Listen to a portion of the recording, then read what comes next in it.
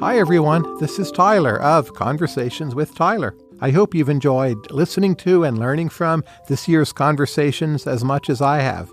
For me, it's the single most rewarding and instructive thing I do. This year, some of my absolute favorites have been, for instance, Neil Stephenson talking about science fiction, the future, and innovation, Masha Gessen on Russia and Putin and the history of communism, Russ Roberts on market economics, Carl Knausgaard on Norway, Henrik Ibsen, Norwegian art, Emily Wilson on the ancient Greeks, the classics, and Homer's Odyssey. If you've benefited from this podcast and enjoyed it, please consider making a financial contribution before the end of the year at conversationswithtyler.com/donate. All donations will go to the production of the show, including, first, new conversations every other week. And note that unlike most other podcasts, we often have to pay to travel to our guests, and we have never done a remote interview. Second, live shows in Arlington, Virginia, New York, San Francisco, Washington, D.C., and more locales to come. Third, full readable transcripts of every episode enhanced with helpful links. For me, doing Conversations with Tyler is about learning from other people and teaching other people how to learn. And that's what I try to do in each episode, is to show how listening and asking good questions produces knowledge and how that can help make the world a wiser place. So, if you believe in the power of learning through listening and reading, as I do, please support the podcast at conversationswithtyler.com/donate. Thanks.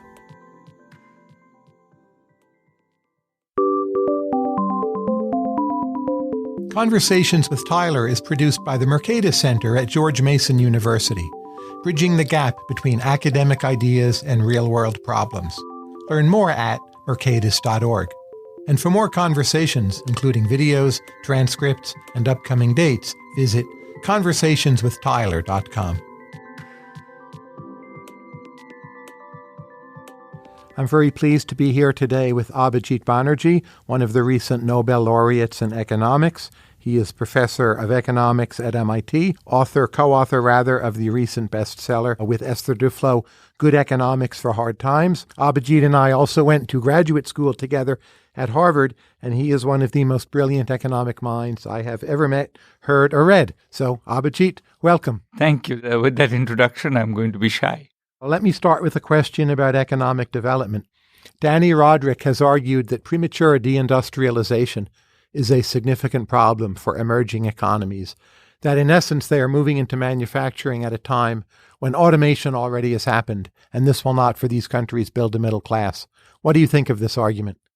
Well, it's sort of beyond my competence, to be honest. It seems like reading lots of tea leaves, but my instincts are that he's right. And I think there's additional problems. One of them is just that the fact that there's so much inequality in the world means that the products that are being designed now, or a lot of the new money is being spent on, are products that are where the component of quality to it is extremely high. They tend to be products that are like, think of kids' toys. Most of kids' toys are a matter of checking and making sure that they have nothing dangerous about it.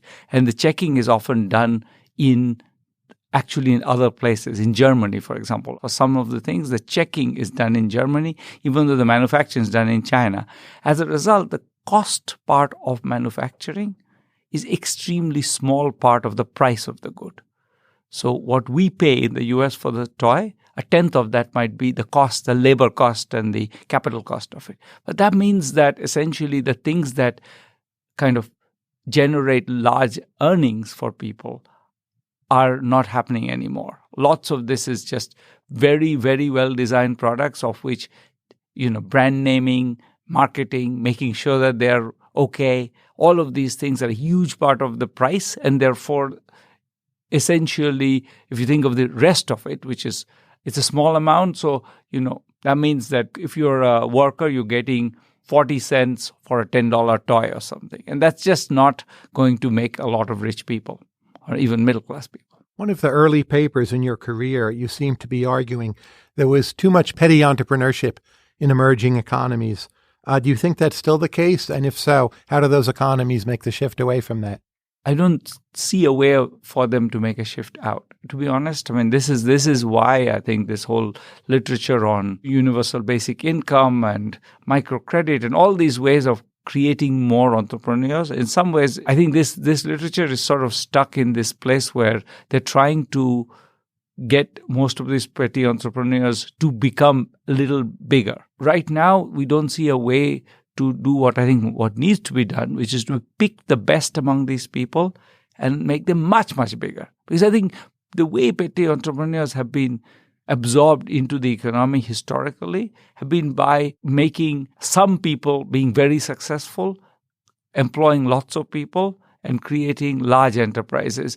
There's very little, people give the example of Italy, but if you study it carefully, even in Italy, a lot of the reason why the petty entrepreneurs can get somewhere is because there's huge coordination by some brand named, like Benetton being the classic example. So it's not obvious to me that we are right now thinking properly about a mechanism for getting the smallest entrepreneurs out of what they're doing and into the labor market. What do you think is the nature of the positive externality from manufacturing jobs in emerging economies? Where does it come from?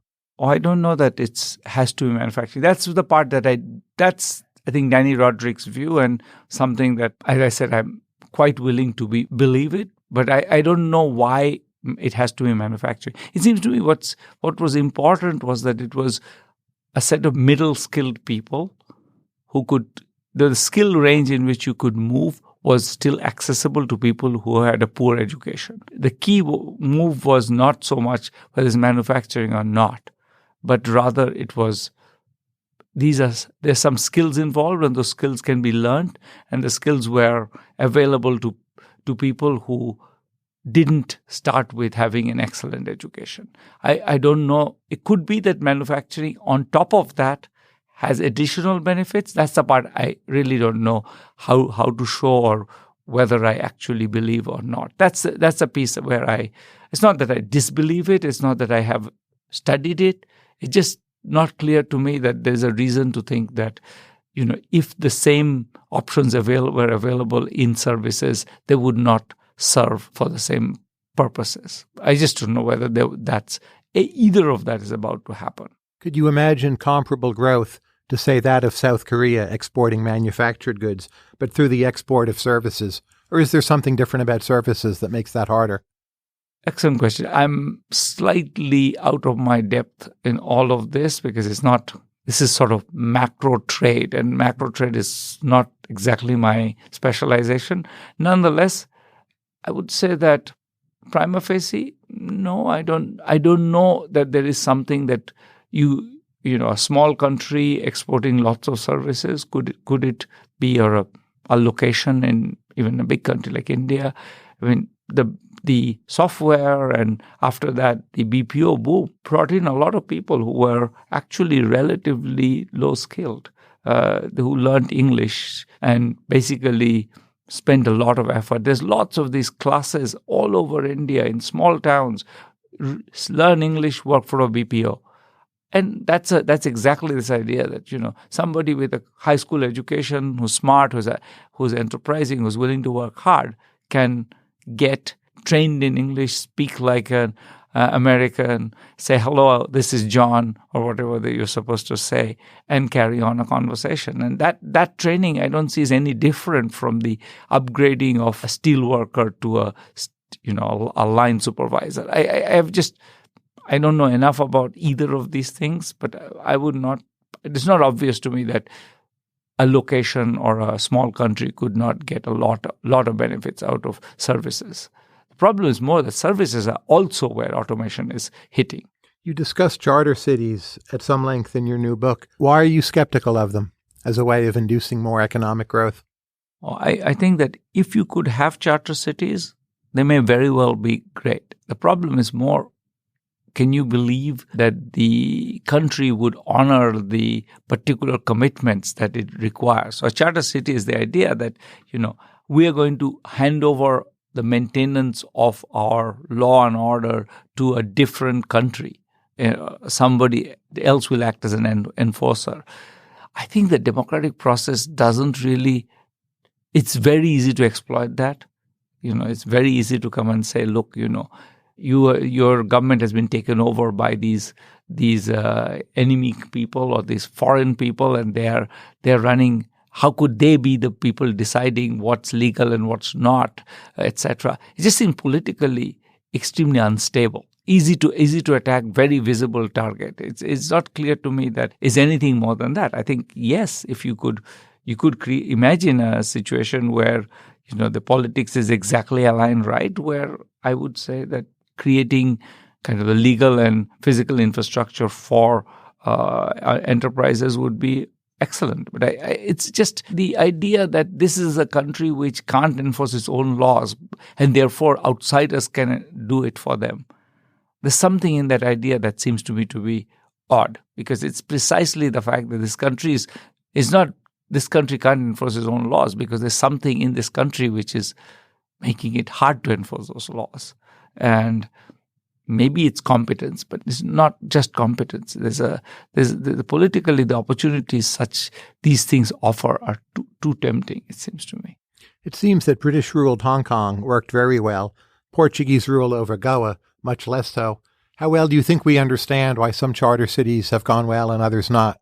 I don't think we understand it at all well. And the reason partly we don't understand is because, is it that Goa was just too near Bombay and that Hong Kong being at that absolutely wonderful spot between, Japan, Korea, and the north of China, India, a lot of opium trade and all of these things went through there. So it's like there's it's a great place to be an entrepreneur.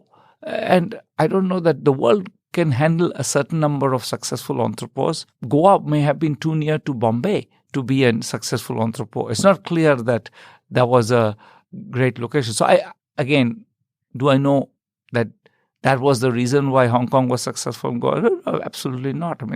There are only 10 examples of very successful entrepreneurs, or maybe 15 or 20. I don't know the history well enough to say that. But it's not that this is Venice for a long time was one and then it stopped.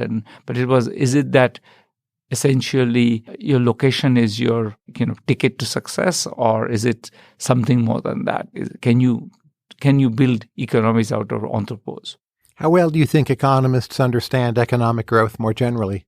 I think they don't understand it. This is the point we make in the book, that we really think I think we understand some, very basic insights. One being, the one that my colleague Bob Solow made very clear, which is that growth has a tendency to run out. Once you used up your best talent and your best capital and your best locations, there's going to be less and less so. And I think that's probably the only thing which has been pretty consistently borne out, that fast growth slows down. China is slowing now, and there's nothing tragic about it. It's a normal way of things. The thing that we don't understand is what makes that happen sooner or later, more or less, etc. Brazil grew for 20 years extremely fast between 1960 and 1980, and then essentially stopped for 20 years. Why do those kinds of things happen? That we don't understand. I think we are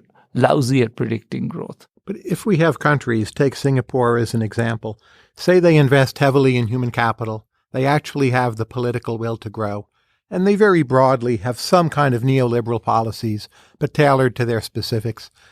Don't we know if they do that, they'll grow? Singapore, it worked. Dubai, it worked. Republic of Ireland, it worked. Don't we know a lot about growth?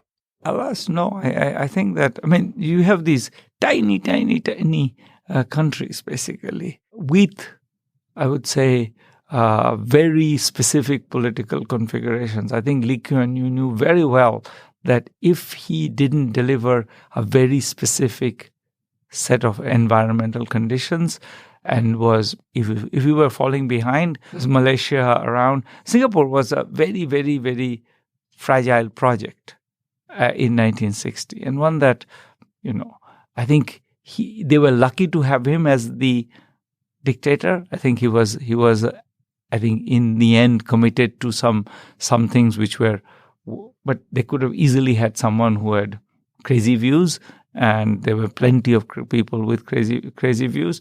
I think small cities at the edge of other less liberal societies also are very strange examples to use. I would say Dubai. I mean, Dubai is, you see so many people from Saudi Arabia, Iran, etc., who need to escape their own societies temporarily for pleasure or for just freedom.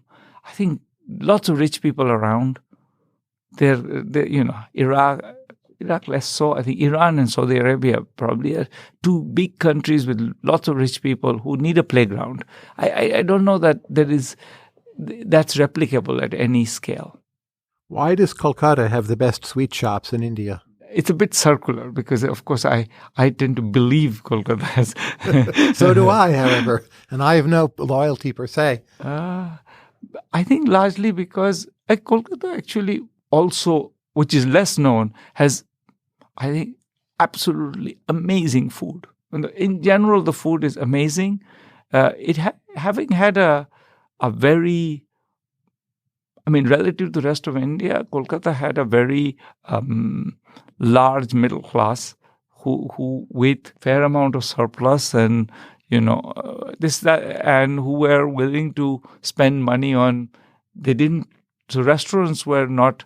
I think there were caste and other reasons why restaurants didn't flourish. That's a sort of like, is not an accident that a lot of Indian restaurants were born out of truck stops. These are called dhabas, and the caste has a lot to do with it. But sweets are just too difficult to make at home. So even though lots of people used to make some of them, and I think there was some line that was just permitted that you can have sweets made out of in these specific places made by these castes. There was all kinds of conversations about this in the early to mid 19th century on what you can eat out, what is eating out, what can you buy in a shop, etc. And I think the late 19th century, you see that basically sweet shops actually provide not just sweets, but for travelers, you can actually eat a lunch there for 50 cents, even now. And excellent lunch. There are some savories, and a sweet. And maybe for 40 rupees, you get all of that. And it was actually the core mechanism for reconciling Brahminical cultures of different kinds with a certain amount of social mobility. People came from outside. They were working in Calcutta. Calcutta was a big city in India. So all the immigrants came. What would they eat? So I think a lot of these sweet shops were a place where you actually don't just get sweets, you get savories as well.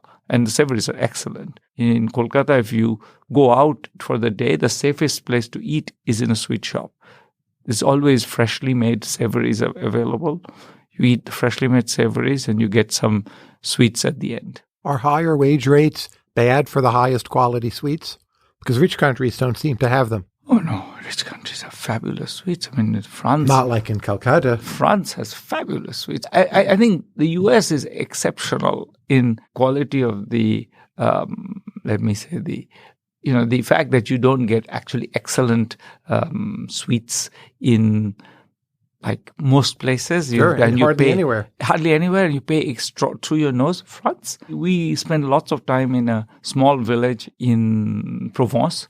It's a really small village, not one of these villages where Albert Camus used to live. It's like a no-name village at the edge of the Luberon. And the sweet shop there produces better sweets of different kinds than any place in Boston that I would go to. I think just the average quality of what they produce is so wonderful. It's a no-name. There are two bakeries. One is cheaper and less good. The high-end bakery, you pay 10 cents more for a baguette. Instead of 95 cents, you pay €1.05 for a baguette or something. And the baguettes are always excellent and the cakes are excellent. I actually think that it's an interesting question why US is so exceptional in this. In Italy, it's the same. I mean, I don't love the bread, but the pastry is excellent. In Spain, it's the same. But are Indian sweets in particular so labor intensive in their construction that you can't sustain them? No, actually, they're not more labor intensive. I cook a lot. I actually can make a fair amount of them. They're not, in a sense, they're somewhat more forgiving than French sweets, which require, if you're making a millefeuille or something, those are extremely labor intensive and they require extremely mindful labor. Indian sweets are actually relatively slow cooked. They don't involve baking, which is the thing that goes wrong, because once you stick it in the oven, it's like God is your only guide.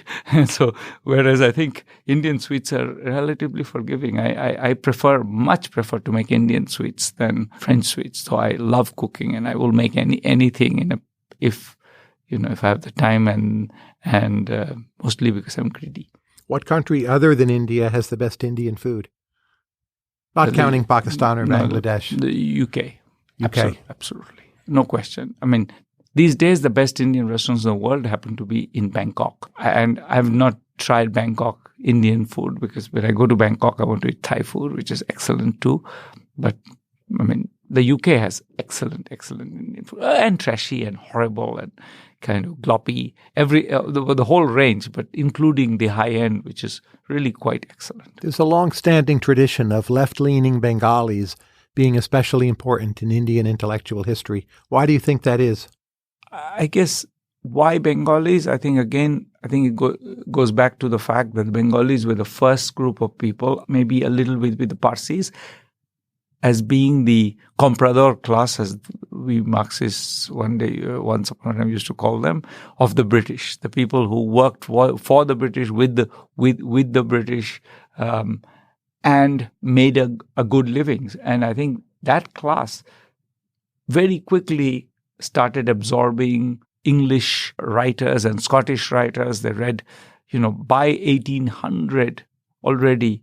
This is just 25 years after. You're starting to see people who are writing in Bangla about, Hume and about Rousseau. They're reading European writers, mostly in English, but they've mastered English. They're reading all these things. So I think the reason, contact with the British created this. I mean, this is very controversial, and I'll get killed by many, many people who have strong views on this. But I think that it's very hard to imagine exactly what happened then. Maybe something else could have happened that was wonderful. I don't know the counterfactual. But what happened then was very much people absorbing English, 18th century liberal and conservative discourses, using them. This very nice historical, there's a bunch of historians who study this period, the 1800 to 1840 in Bengal.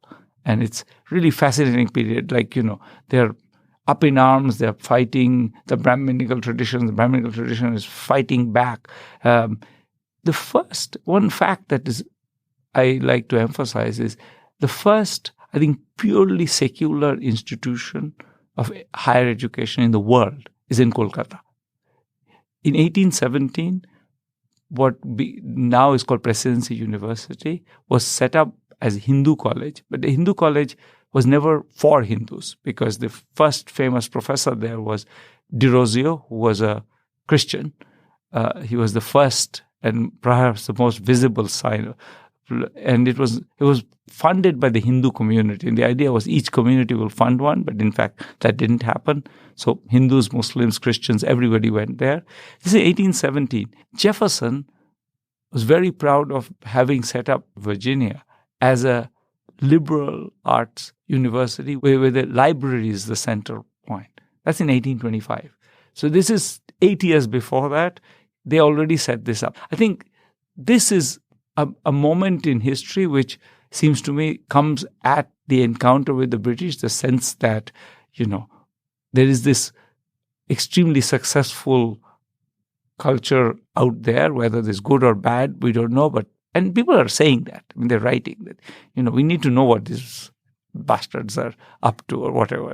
They have their own they're often quite negative, but they're saying, how could we not? They are successful. They're like ruling the world. I mean, we really need to know what they're doing. So they start reading up on all this stuff and they're writing about it. And there's actually, by 1820s, actually, even before the 1820s, Rammohn Roy was the first, I think, great Bengali intellectual who's not, I would say, not left-leaning. I think he's very... He was kind of a Benthamite, wasn't he? Benthamite, yeah. Exactly. Benthamite, but not so much. Bentham he's contemporary of Bentham's. He dies in 1825 or something. So he's a contemporary of Bentham's. And he's absorbed all this and he writes in Persian a lot because that's he's from the old aristocracy, which was trained in Persian. But he writes about all these very important liberal ideas. He's a liberal in a very important sense in which he's much more than a leftist. He's a liberal. And I think that liberal tradition becomes extremely contentious immediately, with the conservatives pushing back against them. And the liberal tradition then has actually a hard time not moving to the left. So it does move to the left, but partly because in reaction to a set of reactionary and completely meaningless reactions to the liberal tradition. So there were like a bunch of people who, I think you can speak about them in hallowed voices. I could talk about them, but their views seem to be mostly, come on, this is foreign stuff, we don't like it. And so I think the liberal tradition grew partly in reaction to conservative pushback. Conservative means conservative, I don't mean right or left. I mean conservative pushback. Wasn't the first IIT in Bengal, in Calcutta? Not in Calcutta, in Kharagpur. Kharagpur, yeah. That's about 100 miles from Calcutta. But I think those were Nehru already, by this time there is a national plan for these things. And even though it's the first one gets built, there's one in Bombay, one in Madras, one in Delhi, one in Kanpur. So every part of the country gets one, the first 5 IITs. And I think that was already conceived of as a single plan. But going back to the question of left, I think the left comes actually later. The liberals become left later, partly in reaction to just the horrors of the last years of British rule. I think the partition of Bengal starts the first piece of that in 1905, but most importantly, the Bengal famine just completely moves everybody to the left. Because the Bengal famine in Bengal is seen as being egregious, completely, a callous government with maybe some sympathy for the people who control the rice supply, created 3 million people die. Churchill sends ships that the Americans had sent with grains to India, sends them, doesn't let them come to India, sends them to help British troops elsewhere.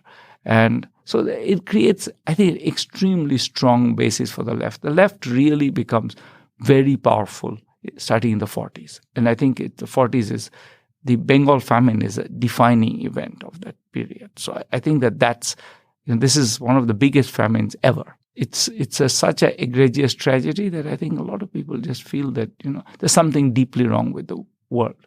And I think that's when from Tagore, who's basically a liberal, we move to the left very quickly in the 40s. Tagore dies in 41. And after that, the Bengalis move quite sharply to the left. It started before. It's not that it didn't. There was elements of Marxist influence before. But I think the general move of Bengali intelligence to the left starts in the 1940s. How would you place your own father in the Bengali intellectual tradition? My father was a liberal. I think he was not a leftist. I would say, relative to the Bengal spectrum at the time, I would say he was on the right. And he was an economist. He was an economist. But I think more importantly for him, in his self-presentation, he was a liberal. And he really believed in all the liberal values, freedom of speech. He had self-taught himself kind of British 20th century philosophy quite well. And I think it was Russell and G. Moore that he looked up to most. And Russell is left, G. Moore is more center. It's more that was his intellectual tradition rather than the Marxist tradition. I don't think he was very much more of a liberal than a leftist. Your colleague, Daron Acemoglu, in his new book, The Narrow Corridor, argues that the Indian caste system has held back Indian economic growth quite a bit. But Pakistan and Bangladesh are poorer than India and don't have a similar caste system. Do you have a perspective on this whole debate? I think that maybe maybe we don't know the counterfactual. Maybe other things went wrong. I think certainly the fact that there was a liberalism that was built into the Nehruvian state encouraged a certain type of person to stay, Hindu, Muslim, Christian, and the self-selection was important. I don't know what all the ways in which that was. These countries are different. It's a very interesting thought. I don't know whether I actually believe that. I certainly believe the caste system is awful. I don't know whether I would think its first-order effects are on growth directly or because they just happen to be a way of ethnic organization. So whether without the caste system we would have had, like in Pakistan. Pakistan is a war zone between the Punjabis, the Pashtuns, and the Sindhis. The MQM, the kind of the movement of Karachi is exactly all of these people are fighting the Muhajirs, or the people who come from India. So it's a bunch of ethnic violence.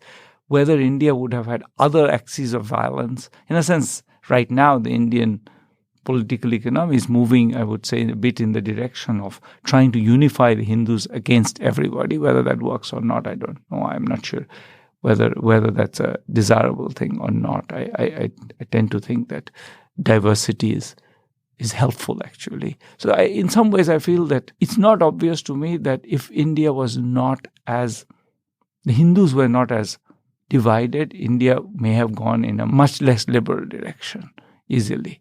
Because there are other minorities, and it could have been much more organized and anti-minority lines. Part of the division, the fact that the scheduled caste don't trust the upper caste, it might actually be a way of creating enough countervailing power, if you like. So a kind of stabilizing property, in the short run at least. Yeah, so it's not obvious to me that where what the counterfactual is. That's the point I'm making. If I look at the earlier history of Indian classical music, in Bengal, two outsiders, Ravi Shankar is best known, but there are many top performers. And more recently, Bengal in Indian classical music seems to be less important. Do you agree? And if so, why is that? Well, I think Bengal was never the place for vocal. So as a real addict of vocal Indian classical music, I would say if you look at the list of the top performers in vocal Indian classical music, no one really is a Bengali. In instrumental, Bengal was always very strong. Right now, one of the best vocalists in India is a man who lives in Kolkata. His name is Rashid Khan. He's absolutely fabulous in my view. Maybe the best. On a good day, he's the best that there is. He's not a Bengali. He's from Bihar, I think, and he comes and settles in Kolkata. He's I think, a Hindi speaker by birth rather than a Bengali. So I don't think Bengal ever had top vocalists. It had top instrumentalists, and Ravi Shankar, Ali Akbar Khan, Nikhil Banerjee, these were all Bengali instrumentalists. And even now, I would say the best instrumentalists, a lot of them are either Bengali or a few of them are second, Vilayat Khan and Imrat Khan were the two great non-Bengali instrumentalists of that period, I would say. And they both settled in Calcutta, so their children grew up in Calcutta. And they are the other great instrumentalists are these Calcutta-born. They went to the same high school as I did. They Calcutta-born, not of Bengali families, but from very much the same culture. So I think Calcutta still is the place which produces the best instrumentalists. Why is the better vocal music so often from the South?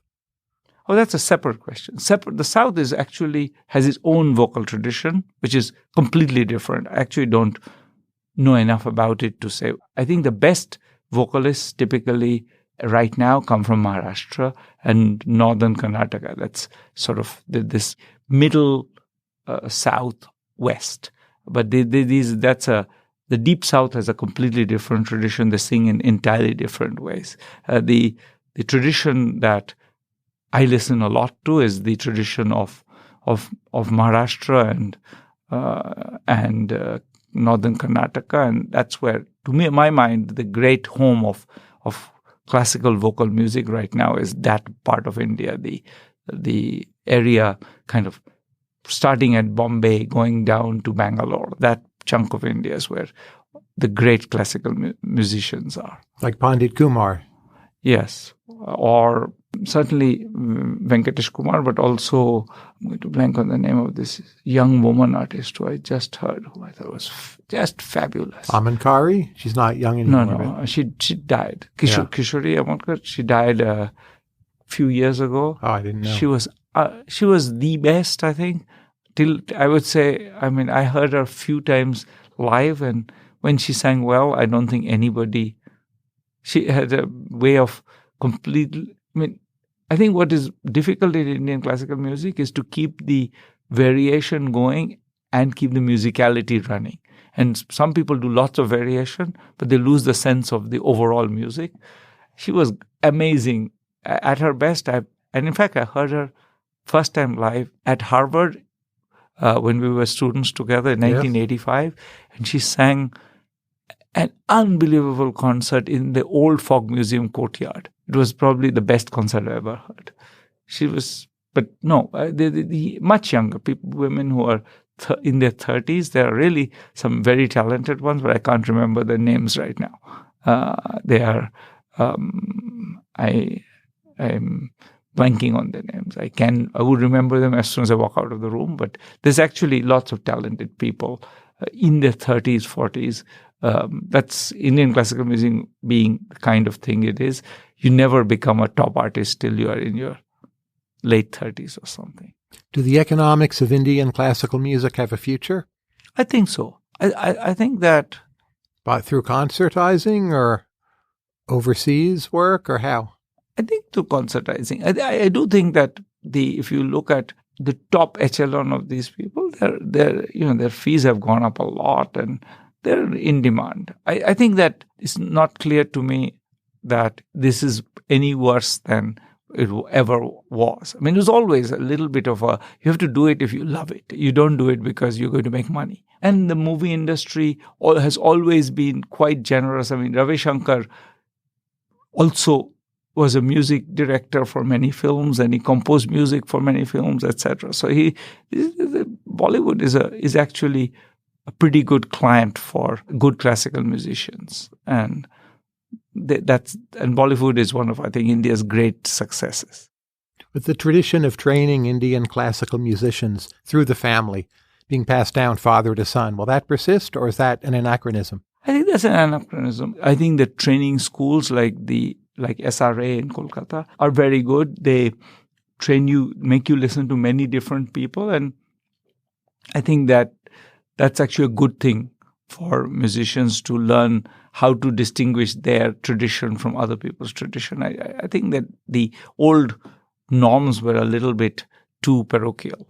Now, in the middle of these conversations, we usually have a segment, underrated versus overrated. I'll toss out some names, some ideas, and you say if you think they're underrated or overrated. But of course, feel free to pass. First one, Balzac. I think rated about right. I think Balzac is great. I don't think in France anybody doubts that he's great. So he's sort of the canon. So I think he's not overrated or underrated. Experimental economics. Underrated. Why?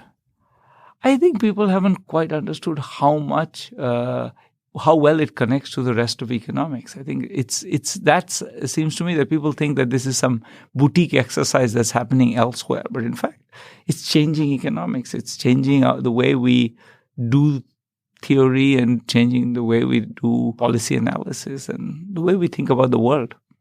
Tolstoy.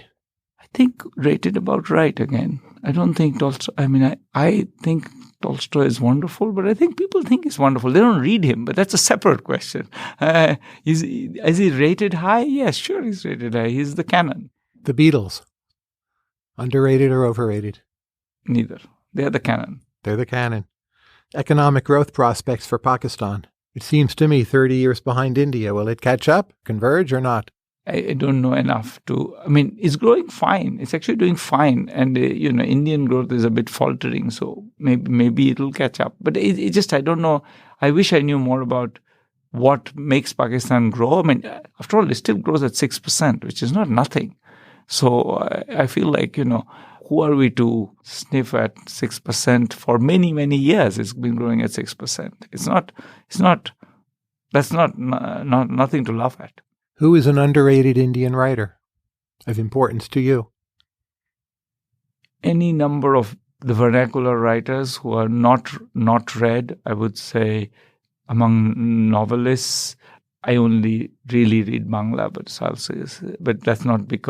that's not to say that there aren't other similar people in other languages, but Bibhutibhushan Bandyopadhyay, Tarashankar Bandyopadhyay, Manik Bandyopadhyay, Shatinath Bhaduri. They're just amazingly good novel form literature from the 20s to the 70s, and also amazingly good poetry, both of which I think are just not read by anybody. Is it translatable into English? Or yes, it is translated even. Some of it. But it can be translated but not translatable, so to speak. I think it's translatable. I do think that it needs somebody with lots of talent to do it, and somehow that incentive hasn't.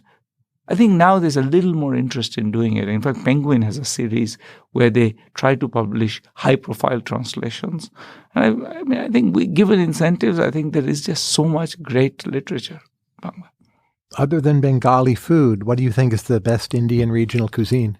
For me, it's food of Chennai, but... there are only, in my mind, only two competition. The competition is either Chennai or Hyderabad. I think Hyderabad has a even broader range of food in the sense that it goes from very meat-based and different styles of meat-based, the kind of the Hyderabadi Nawabi cuisine. Andhra Pradesh is full of people who are sort of not vegetarian. The Hindu, not vegetarian, they eat lots of meat. The South actually is where meat eating is more common than in the North. It's bizarrely enough, though we associate the South with vegetarian food. And Andhra Pradesh has fabulous food across the range. If you go to small towns in Andhra Pradesh, the meat, the vegetables, everything is stunningly good. Fish is stunningly good. So I would have picked Andhra Pradesh, but Tamil Nadu being the other possible. Tamil Nadu is where Chennai is. Those are the two. Tamil Nadu also has enormous variety. Again, going from meat, chettinad food, all the way to, very, very proper vegetarian food and all that. It's really great. That part of the South, the eastern South, has great food. Why is the quality of vegetables so much higher in India than anywhere else? Vegetable cooking. Cooking, but the vegetables themselves. If you eat a fairly plain dish, it's still wonderful. I think partly... Is it short supply chain or... Yeah, short supply chain. Even now, people really pull out the vegetables in the morning and bring them to the market. If you go to the Gadihat market in Kolkata, there's this part of Gadihat market where you buy basically old ladies whose sons have sent them from their village to vend the okra that they picked this morning. Just freshness is such an enormous part of taste. And also not designing food for durability. In the US, tomatoes are designed for durability, and that takes away from other things. Johann Sebastian Bach, the cantatas, overrated or underrated? My wife will kill me, but I'll say overrated. Boring. You have a 2015 science paper with Esther, Dean Carlin, some other co-authors, about how cash transfers to the poor, combined with training and coaching, have very high rates of return. Over 100%, up to 433%. What exactly do you think the coaching is adding in those RCTs? So these people we've actually done it without the coaching in Ghana, and it doesn't work. So we are reasonably confident that the coaching is doing something interesting. I wouldn't say it does it necessarily for everybody, but the people targeted in this are the poorest of the poor. They're among the poor, the people who are really, and for them, I think confidence is an enormous issue because they've never actually done anything in their life successfully. They've been living hand to mouth, usually begging from people, getting some help. And I think what that does to your self-confidence, your sense of who you are, I think those things we haven't even documented how brutal it is to be really, people who treat you with a little bit of contempt. They might help you, but they treat you with a little bit of contempt as well. This is the kind of people, I mean, at least the one that I was big part of studying was the one in India and also the one in Ghana, especially the one in Bengal. And these women, they were living in places where nobody should live. They had, one said, we get snakes all the time. Another one said, I'm now vending knickknacks in the village, or basically cheap stone jewelry or plastic jewelry. Before the people from this NGO showed me where the market was to buy wholesale, I had never taken a bus. So I had no idea how to go there. So they had to literally put me on a bus, show me where to get off. And it took a couple of times because I'd never taken a bus. I didn't know whether, I couldn't read. So if it's a number X bus number, I don't know what X is. So how would I know I'm getting on the right bus? So all of these things are, if you start from a place where you really never had a chance, I think it's useful to have some confidence building. You can do it too. There's nothing difficult about it. So do you think the coaching almost serves as a kind of placebo? You don't have to teach them so much, but just show that someone else has confidence in them? I think that's an interesting question. I think it's a bit more than that. It's also saying you can do it, and here are the steps. I think turning things into a set of processes is important. Otherwise it looks like a unlikely proposition that I can do it. I've never done it. I've never bought and sold things. In fact, I've never sold anything. And how do I do it? I think it's a bit more than that. I think turning things into process is important also. That here is how you get on a bus. You go there, you pay this much money, they give you something, you bring it back. I think one of the things they're doing is also turning it into a set of procedural steps, which is very different from saying, go do that. How scalable do you think the coaching is? Pretty scalable. I don't think it's difficult. I think it will need a change in... I think one thing this organization does well is it teaches people to be quite sympathetic to the one we worked with in Bengal, the one I know well. And they were I think the people we work with were basically able to be sympathetic. It doesn't take much. It takes sympathy. But I think it's a matter of motivating people to do it, making sure that they feel... there are lots of people who work for NGOs after all.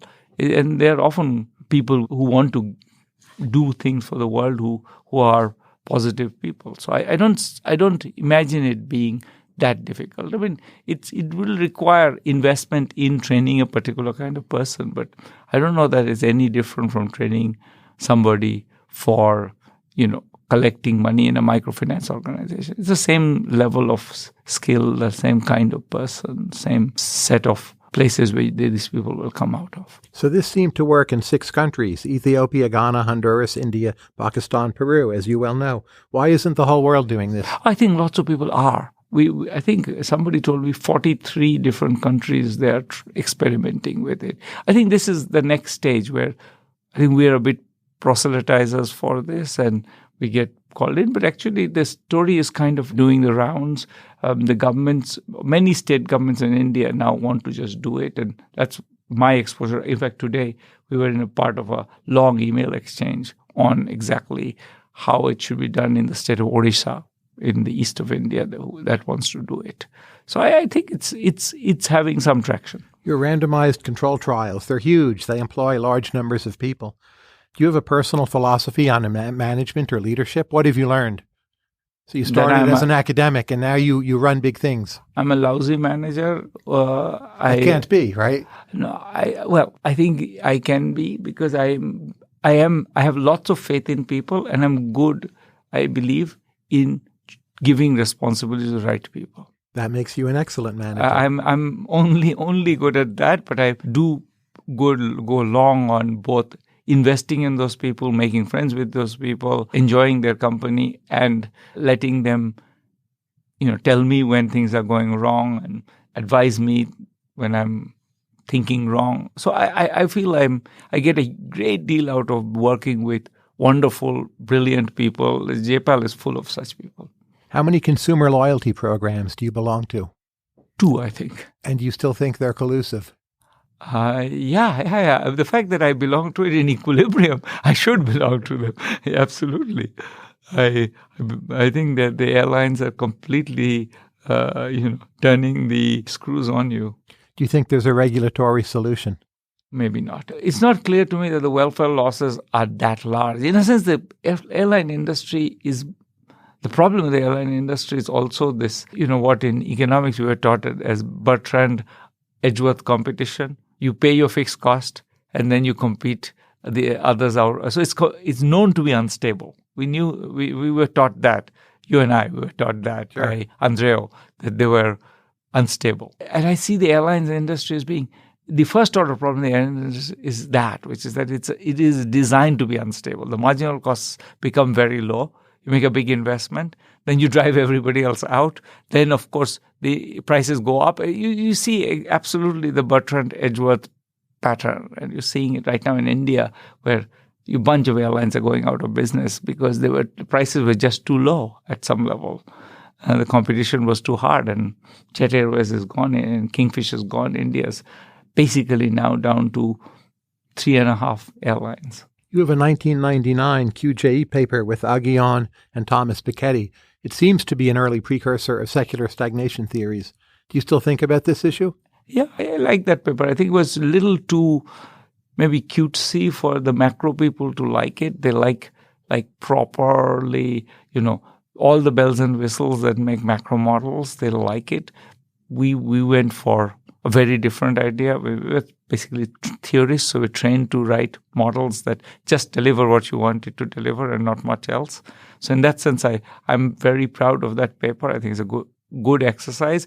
It never flew because I think people really wanted the bells and whistles that we didn't really provide. I think Paul Krugman for a while did some advertising of not that paper, but the sequel of that paper, which was on open economies. But I think most people, the most macro people, real macro people, didn't see it as being, they thought it was too toy, the model. Do you miss being a theorist? Or maybe you still do theory in secret? No, not even in secret. I have a recent, it's more that I do theory on, and things that in a sense I was doing 30 years ago in social learning. So doing theory, but maybe a little more inspired by behavioral economics, a little bit inspired by the fact that maybe people don't make rational choices. But I have a 2019 paper on how people choose good rules for social learning. What are good rules for social learning? Will people choose them? What's the story of how you came around to doing randomized control trials, having started off writing with Eric Maskin? Right? He was your supervisor. He was my supervisor. I think randomized control trials are, in a sense, they appeal very much to a theorist, I would say. Because what's nice about them, and that's what I always tell people, is that it's really not about, getting unbiased estimates. That's a sort of a red herring. You can get unbiased estimates in many different ways. What you can't do is design your treatment to follow what's inside your head. And I think what's very nice about randomized control trials and what made me real is to say that, look, if I want to keep digging into something, why is it not working? I can keep varying the treatment exactly based on my current hypothesis. So in some ways, I think this process of working on it has even more convinced me that this idea that we're going to do theory which is place and time independent is not helpful. That I think what's the best thing about economics is that it gives you a toolkit. You interrogate things and you say, oh, well, it couldn't be that. It couldn't be that. Could it be this? And that training that we get, which is an excellent training of thinking through multiple hypotheses. That's what theory is about, is in a sense building, ways to accommodate multiple hypotheses into the sparest narrative possible. So you want to see if these two forces are going to, which of them win out under certain conditions. And that kind of thing is great because it trains you to think about all the forces at play in a particular context. So I think of economics as theory as being excellent training for the mind, that it gives you a way to ask, I think it's this, but could it be that? And that training, I think, is still what makes me excited to, when I think about a new RCT, I think about, maybe we can try this, maybe we can try that. Now I teach PhD behavioral economics, so I've been educating myself in those things. So the hypothesis set are maybe a bit wider, but the same idea, which is that, theory trains you to ask questions about, what you could get wrong or where you could get confused or how to interpret a particular fact. Maybe I think naively that this means that, but it's not actually, because if you think about it. And that was the great insight, I think, of the Chicago tradition. I think they used it often maybe to defend the status quo, but I don't think the insight was not wrong. I think the way they used theory was very, very appropriate, which is to be interrogative. How should we reform graduate training in economics? We're trying very hard at MIT, actually. I was on a committee which recommended that we get rid of the general exam and we just instead have much more encouragement to start doing research early. I do feel that we sort of stun people with this much theory and this much macro is essential, and often don't. And there's so much, we teach them so much that they don't learn anything or they don't learn enough. Because I think some level what maybe we got by having been at an early point is that we got a lot of portable insights.